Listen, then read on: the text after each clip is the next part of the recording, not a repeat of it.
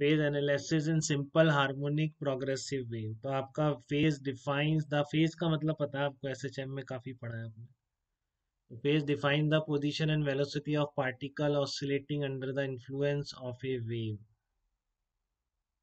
ठीक है ना। तो यहाँ पर मैं ये कह रहा हूँ बेटा, जैसे 1, 4 और 6 वाले पार्टिकल किसी भी इंस्टेंट में, से पोजी आपने ये स्नैपशॉट लिया है, तो 1 और 4 और 6 वाले एक्सट्रीम पोजीशन पर एक साथ पहुंचते हैं, तभी उस इंस्टेंट पर सारे एक्सट्रीम पोजीशन पर हैं। ठीक है ना। प्लस ए पर साथ में पहुंच रहे हैं, तो प्लस ए का मतलब एंगल सेम है जो सर्कल में बनाते हैं आप। थर्ड फिफ्थ पार्टिकल का एंगल सेम है। तो इसलिए 1, 4, 6 वाले पार्टिकल, देखो हो यही रहा है ना कि सारे वेव आगे बढ़ती जा रही है, सारे पार्टिकल की एसएचएम शुरू होती जा रही है। जो शुरू में सिंपल हार्मोनिक ऑसिलेटर लगा हुआ है, मैं एसएचएम प्रोग्रेसिव वेव की बात कर रहा हूँ, कि धीरे धीरे वेव आगे बढ़ती जाती है, सारे पार्टिकल के ऑसिलेशन शुरू होते जाते हैं। ठीक है। तो अगर आपका ये जो पॉइंट है किसी इंस्टेंट पर, ये सारे प्लस ए पर एक साथ हैं, तो ये 1, 4 वाले पार्टिकल, 6, 1, 4, 6, ये सब सेम फेज में कहलाते हैं। और जैसे 1 और 3, एक 1 प्लस ए पर है, 3 माइनस ए पर है, यही है ना एसएचएम ही है। ऊपर वाले को प्लस ए बोल दो, नीचे वाले को माइनस ए। ये वाला पार्टिकल प्लस ए पर है, उसी टाइम पर ये माइनस ए पर है। तो ये इनकी फेज का डिफरेंस क्या कहलाता है, 1 और 3 की पाई का फेज डिफरेंस हो जाएगा, क्योंकि एक प्लस ए पर है, एक माइनस ए पर है। एसएचएम का एंगल क्या बन जाएगा, देखो यहाँ भी बता रखे हैं। एसएचएम का एंगल का डिफरेंस कितना आएगा, पाई का आएगा, तो ये पाई का फेज डिफरेंस है। तो ये अपोजिट फेज में कहलाते हैं। तो इसलिए 1, 3 are called in opposite phase, 4 and 5 are also called in opposite phase. But 1, 4, 6 and 3 and 5 आपस में ये सब क्या कहलाएंगे, they will be called in the same phase. और 1 और 2 सिर्फ क्या बोले जाएंगे, डिफरेंट फेज में। इनको सेम फेज या अपोजिट फेज नहीं बोला जा सकता है 1 और 2, क्योंकि इनके बीच फेज डिफरेंस पाई/2 का है।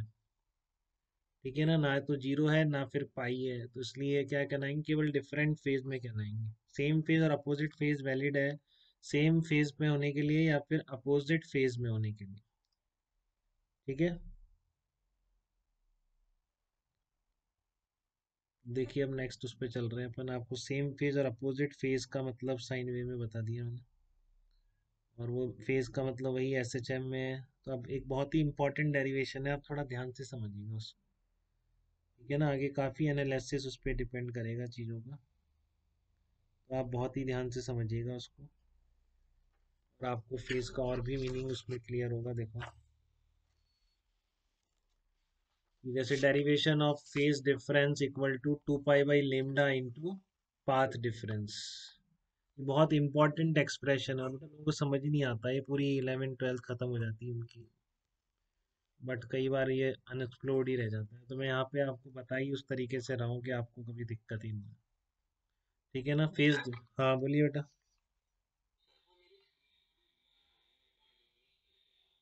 हाँ आ जाओ आ जाओ।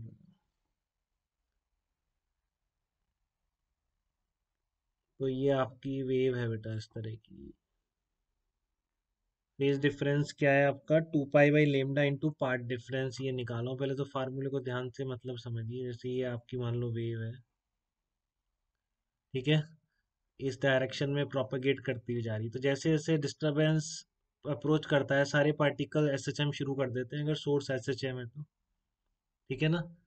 जैसे जैसे ये डिस्टरबेंस प्रोपेगेट हो रहा है, तो सारे पार्टिकल अपनी क्या कर देते हैं, एसएचएम शुरू कर देते हैं। तो मैं पूछ रहा हूँ कोई भी जनरल डेल्टा एक्स से सेपरेटेड पॉइंट, डेल्टा मान लो इनका बीच की डिफरेंस है, डेल्टा क्या है, पाथ डिफरेंस हो गया। कोई दो पॉइंट है मीडियम के, ए और बी, इनके बीच की डिस्टेंस, कोई भी जनरल, मैं नहीं कह रहा एक्सट्रीम वाले या कुछ है, कोई भी जनरल ए बी पॉइंट है, डेल्टा डिस्टेंस पर है। ठीक है। तो मैं ये जानना चाह रहा हूँ कि इनमें डेल्टा की टर्म में क्या ए और बी का मैं फेस डिफरेंस लिख सकता हूँ क्या? क्या ए और बी का जो फेस डिफरेंस मैं डेल्टा की टर्म में लिख सकता हूँ क्या? यहाँ पर आपने एसएचएम ऑसिलेटर लगा रखा है, सारे पार्टिकल अपनी एसएचएम शुरू करते रहते हैं, बट सारे साइमल्टेनियसली तो शुरू नहीं करते। यहाँ से डिस्टरबेंस पहुंचेगा, वहां तक कुछ टाइम में पहुंचेगा। समझ रहे हैं बेटा, बहुत गहराई से समझिए, बहुत ज़्यादा यूज है इस चीज़ का फिजिक्स में, जो मैं आपको आज बताने जा रहा हूँ ना, ये फार्मूला। ये वेव यहाँ से चल रही है, एसएचएम शुरू होती जा रही है पार्टिकल्स की। तो पहले यहाँ ए पॉइंट की शुरू होगी, तो कुछ देर बाद बी पॉइंट की शुरू होगी, तो इसलिए ए और बी में फेज डिफरेंस क्रिएट होगा। ठीक है। तो कितना फेज डिफरेंस क्रिएट होगा ये मैं कैसे निकालूं? उस सर्कुलर मोशन से, यूनिफॉर्म सर्कुलर मोशन वाले से आपको कुछ आइडिया लग रहा है कि ए और बी के बीच फेज डिफरेंस का क्या मतलब है? बताओ, एक तो ये ए और बी के बीच फेज डिफरेंस का क्या मतलब है? ए और बी के मतलब यही है ना बेटा कि यहाँ पर एस एच एम शुरू हो गई, इसका वेक्टर घूमना शुरू कर दिया, और तब तक उसका जब घूमना शुरू करेगा उससे पहले ये कुछ घूम जाएगा, जितना घूम जाएगा that is the phase difference between A and B. इसमें कोई बुराई लग रही है क्या आपको? मैं कह रहा हूँ यहाँ पर वेव पहुंची थी पहले ए पर, कुछ देर बाद बी पर पहुंची है, तो जैसे ही यहाँ पर पहुंची इसका रेडियस वेक्टर तो शुरू हो गया, उसका शुरू नहीं हुआ। जब उसका शुरू होगा थोड़ी टाइम लगेगा वेव को वहां तक पहुंचने में, एनर्जी को, तो उतनी देर में इसका वेक्टर जितना घूम जाएगा वो फेज डिफरेंस कहलाएगा, क्योंकि फिर वो डिफरेंस इनमें मेंटेन रहेगा क्योंकि दोनों की ओमेगा सेम है। मीडियम के सारे पार्टिकल सेम फ्रीक्वेंसी से ऑसिलेट कर रहे हैं।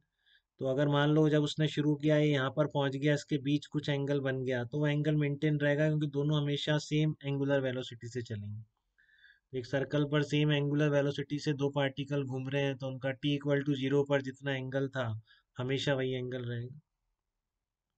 क्लियर है आपको ये चीज? तो अब भी आपको आइडिया लग गया कि मैं कैसे निकालूंगा दोनों के बीच का ये एंगल, फेज डिफरेंस वाला एंगल कैसे निकलेगा? निकल सकता है कि in terms of speed of wave propagation. Wave की एनर्जी फिक्स है ना, एनर्जी चलने की स्पीड कितनी है? वी है। ठीक है ना, वेव के आगे बढ़ने की स्पीड कितनी है? वी स्पीड से वेव आगे बढ़ रही है, तो कितना एंगल घूम जाएगा? धर्मान बता सकते हैं क्या बेटा कितना एंगल घूम गया जब तक वेव वहां पहुंची? ऐसे वेव जलती हुई जब तक यहाँ तक पहुंची, उससे पहले ये ए पॉइंट का रेडियस वेक्टर, इसी पॉइंट का जो हम सर्कुलर मोशन से कंपेयर करते हैं, वो वाला वेक्टर कितना घूम जाएगा? बता सकते हैं धर्मान जल्दी से? कुछ आइडिया? किसी को भी आइडिया लग रहा है कैसे लिखूं मैं? फाई इक्वल टू क्या लिखूं? कितना घूम जाएगा? फाई इक्वल टू कितनी एंगुलर स्पीड से घूम रहा है? ओमेगा से घूम रहा है, ओमेगा। हाँ, बिल्कुल बेटा, omega into time taken by wave in moving from A to B. यही तो लिखेंगे, इसके अलावा और क्या लिख लेंगे बेटा? ठीक है, कि आपको ए से बी तक पहुंचने में वेव को जितना टाइम लग गया इतने में ये कितना घूम गया, that will be the phase difference between these two medium point या medium particles a and b. बस, और कुछ नहीं है इसके अलावा। अब इस टाइम को लिखने का तरीका है, तो दोनों के बीच की डिस्टेंस कितनी है? डेल्टा है, तो टाइम कितना लगेगा? Delta upon v. तो ओमेगा बाई वी को आप क्या लिख सकते हैं? वो आपके हाथ में है। ओमेगा बाई वी के लिख दो, या इसको two pi f lambda f लिख के ये भी तो लिख सकते हो, टू पाई एफ, या फिर इसको लेमडा इंटू एफ। तो के की एक वैल्यू और बताई थी मैंने, अगर आपने रिवाइज किया प्रॉपरली तो रट गई होगी। K equal to two pi by lambda. तो यहाँ से आ गया, तो आपने ओमेगा बाई वी की जगह के डेल्टा रखा, तो ये कितना आ गया? Two pi by lambda. Delta क्या है? Path difference. पाथ डिफरेंस मतलब दोनों के बीच की जस्ट डिस्टेंस कितनी है। ठीक है, तो ये आ गया आपका। अब ये फार्मूला कभी नहीं भूलना है, बहुत इंपॉर्टेंट है। Phase difference equal to two pi by lambda into path difference. आपको पूरी वेव मोशन की फील आ जाएगी अगर आप ध्यान से समझेंगे।